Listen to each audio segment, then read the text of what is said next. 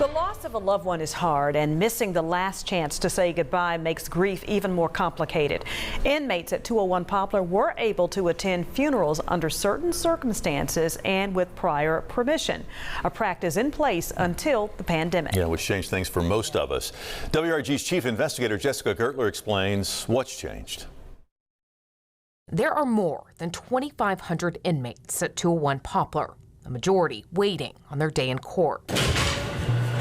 Locked behind barbed wire and cinder brick walls, a place they can't escape, even when they may need to. Mom, sister, brother, child, any of those immediate family members that pass away, and knowing that you cannot be there.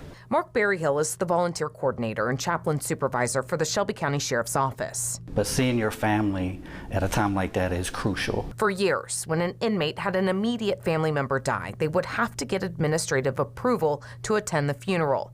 Few were approved, restrictions were tight. When they weren't able to go, a lot of times they would be, they would have to see mental health and talk to them.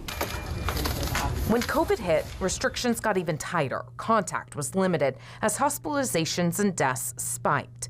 Programs at the jail came to a halt, and a system slow to embrace technology and new practices had to get innovative. Berryhill says they quickly started using video chat. They could allow inmates who lost an immediate family member tune in to the service. Berryhill says after verifying the death and relationship, his team would find out when the wake was and when the inmate could hop on the call.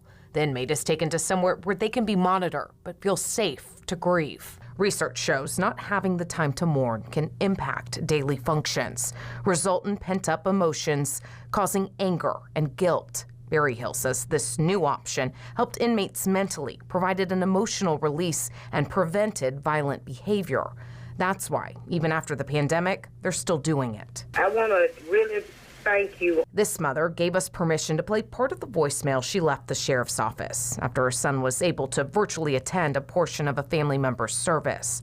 She said it helped her son and her family heal. The jail is already overcrowded and short-staffed, and I just want to know from the bottom of my heart to you, I want to thank you. Berryhill says sometimes they'll coordinate up to several video calls a week and recently pulled off multiple inmates on one call. We got 3 different facilities, and we had relatives at each one of those that were incarcerated. It took 3 chaplains to do it. They needed it. It was the brother had got shot and killed, and they were able to come together, the mom, the brother, the sister, and all of them together, and it really helped them. Berryhill says it's also helped them build relationships. The latest data from the Sheriff's Office shows an increase in worship sessions at 201 Poplar last year, and nearly 17,000 inmates were worship participants, a 50% increase compared to 2023.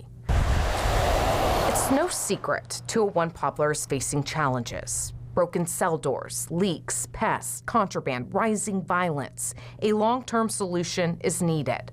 Berryhill says there's only so much he can do and understands the people locked inside here may have committed terrible crimes. But as a man of faith, he says he can't cast them aside. This is more humane, a way of doing it to where they're able to see their family and be part of something that they need to be part of. Investigating for your news leader, Jessica Gertler, WREG, News Channel 3. Berryhill says the program doesn't cost them anything. It just takes a coordinated effort with his team, with the chaplains and the officers.